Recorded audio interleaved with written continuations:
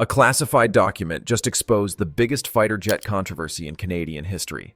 When evaluators scored the F-35 at 95% and the Gripen at 33%, it should have ended the debate. But in January 2026, that leaked evaluation is raising more questions than it answers. Who actually wins this battle? In November 2025, Radio Canada obtained classified evaluation data from Canada's 2021 fighter competition that sent shockwaves through the defense community. The numbers were devastating for Sweden. The F-35 Lightning II scored 57.1 out of 60 possible points, achieving a 95% rating. The Gripen E managed just 19.8 points, a catastrophic 33% score. The timing couldn't have been worse for Saab. Swedish King Carl XVI Gustaf and Queen Sylvia were literally on Canadian soil during an official state visit, personally lobbying for the Gripen purchase alongside Saab executives. The leak appeared deliberately timed to undermine Sweden's 12,600 jobs proposal that was swaying public opinion. Defense analysts immediately questioned who leaked the document and why. Some suspected pro-F-35 forces within Canada's military establishment wanted to kill Prime Minister Mark Carney's review before it gained momentum.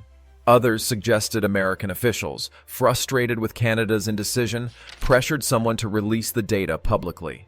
Former Air Force Commander Tom Lawson told reporters the scores reflected operational reality. The evaluation judged fighters on capability to defend Canada against modern threats, he explained, not political or economic factors.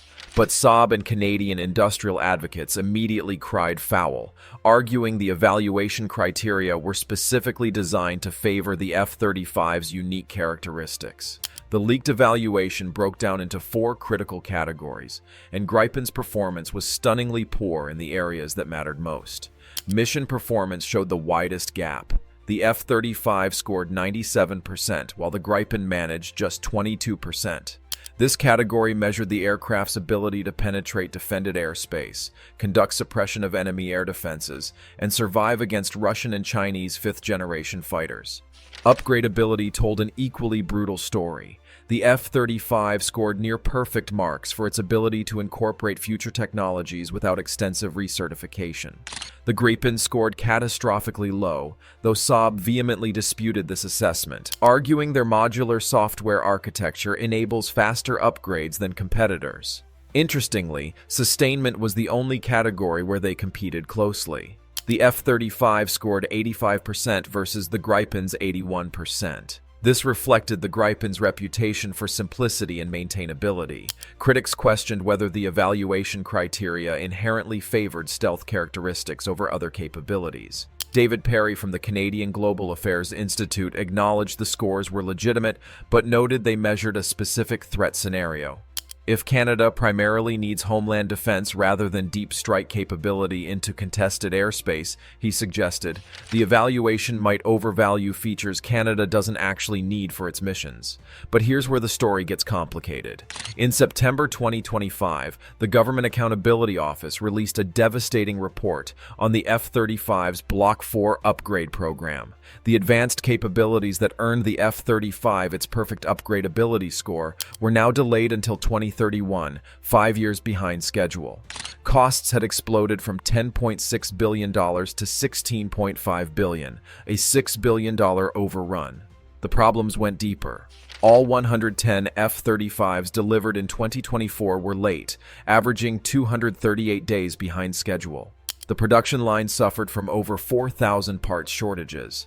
Technology Refresh 3, the new mission systems architecture, had such severe software problems that Lockheed Martin was forced to park completed aircraft in long-term storage rather than deliver them to customers. Mission-capable rates told the real story. Congressional Budget Office data showed F-35 fleet availability hovering between 50 and 60% since 2022, well below the program's 65% target. The Air Force's F-35A variant plunged from 69% mission capable in 2021 to just 51.5% in 2024. Does the 95% capability score still hold when the F-35 spends half its time on the ground waiting for parts? Saab's counter-argument focused on operational availability rather than theoretical capability scores. While the F-35 scored higher on paper, the Gripen consistently achieved mission-capable rates between 80 and 90% in real-world operations. Swedish Air Force data showed their Gripen C and D models maintained exceptional readiness. The Gripen E was designed specifically for high availability. Saab engineers can replace an engine in under 1 hour using just 1 technician and 5 mechanics. The aircraft operates from highway strips measuring just 800 by 16 meters, perfect for dispersed Arctic operations. Turnaround between sorties takes 10 minutes for air-to-air missions with only 5 to 6 personnel required. Sweden's NATO membership in 2024 dramatically improved the Gripen's interoperability credentials. The fighter now integrates seamlessly with alliance systems, addressing previous concerns about compatibility with NORAD and Five Eyes networks. Cost remained the Gripen's strongest advantage. At roughly 60% of the F-35's price per aircraft, Canada could potentially operate a larger fleet with better availability for the same budget. In December 2025, Colombia signed a contract for 17 Gripen Es worth €3.1 billion, demonstrating continued international confidence despite the leaked Canadian evaluation. So who actually wins? The answer depends entirely on what Canada needs its fighters to do. If the mission is penetrating advanced integrated air defense systems in China or Russia, conducting deep strike missions in contested airspace, and surviving against enemy fifth-generation fighters, the F-35 wins decisively. Its stealth, sensor fusion, and networking capabilities are genuinely revolutionary. But if Canada's primary mission is defending North American airspace, intercepting Russian bombers over the Arctic, and maintaining sovereignty patrols, the capability gap narrows dramatically. The Gripen's agility, cold weather performance, and availability might actually provide better day-to-day value. The 2040s threat environment adds another dimension. Both the United States and China are already developing sixth-generation fighters with loyal wingman drones.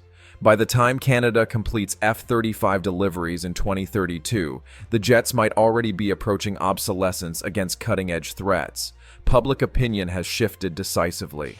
December 2025 polling showed 43% of Canadians favored switching to Gripen, while only 13% wanted F-35s. But military commanders remain unanimous. Operational capability should trump political and economic considerations when defending against potential adversaries who field advanced fighters and missiles. The leaked evaluation shows the F-35 dominates on pure capability. But capability means nothing if the aircraft sits in maintenance. The real winner depends on whether Canada values theoretical superiority over operational availability. One scores higher, the other actually flies. Which would you choose? Maximum capability or maximum availability? Does stealth matter for defending Canadian airspace? Drop your expert take in the comments. Like, share, and subscribe for more defense analysis.